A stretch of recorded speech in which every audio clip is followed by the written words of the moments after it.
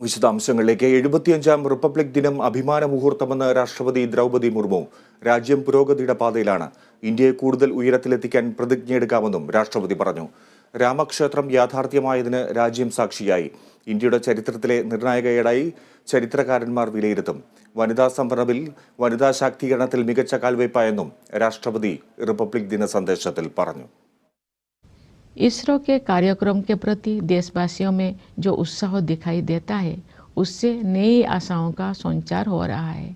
आज का भारत आत्मविश्वास के साथ आगे बढ़ रहा है. सुदृढ़ और स्वस्थ अर्थव्यवस्था इस आत्मविश्वास का कारण भी है और परिणाम भी. हाल के वर्षों में सकल घरेलू उत्पाद की हमारी वृद्धि दर प्रमुख अर्थव्यवस्थाओं में सबसे अधिक रही है. 75ാമത് റിപ്പബ്ലിക് ദിനാഘോഷത്തിനൊരുങ്ങി രാജ്യ തലസ്ഥാനം. റിപ്പബ്ലിക് ദിനത്തോടനുബന്ധിച്ച് അതീവ സുരക്ഷയിലാണ് രാജ്യം. ഫ്രഞ്ച് പ്രസിഡന്റ് ഇമ്മാനുവൽ മാക്രോണാണ് റിപ്പബ്ലിക് ദിനത്തിലെ മുഖ്യാതിഥി.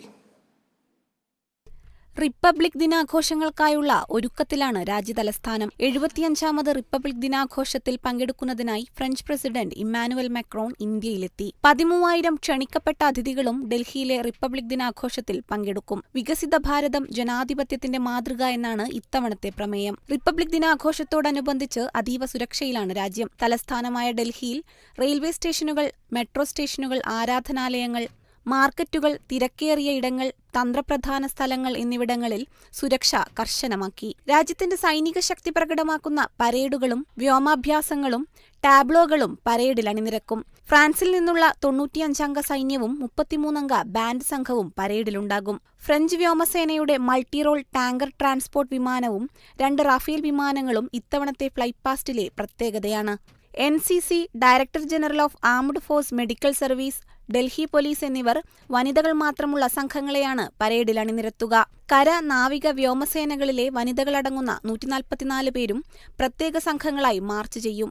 തെരഞ്ഞെടുക്കപ്പെട്ട 16 സംസ്ഥാനങ്ങളും 9 മന്ത്രാലയങ്ങളും അവതരിപ്പിക്കുന്ന ടാബ്ലോകളിലും വനിതകൾ മാത്രമാണുണ്ടാവുക. പരേഡിൽ കേരളത്തിന്റെ ടാബ്ലോകൾക്ക് ഇത്തവണ അനുമതി ലഭിച്ചില്ല. National desk, Kerala vision news.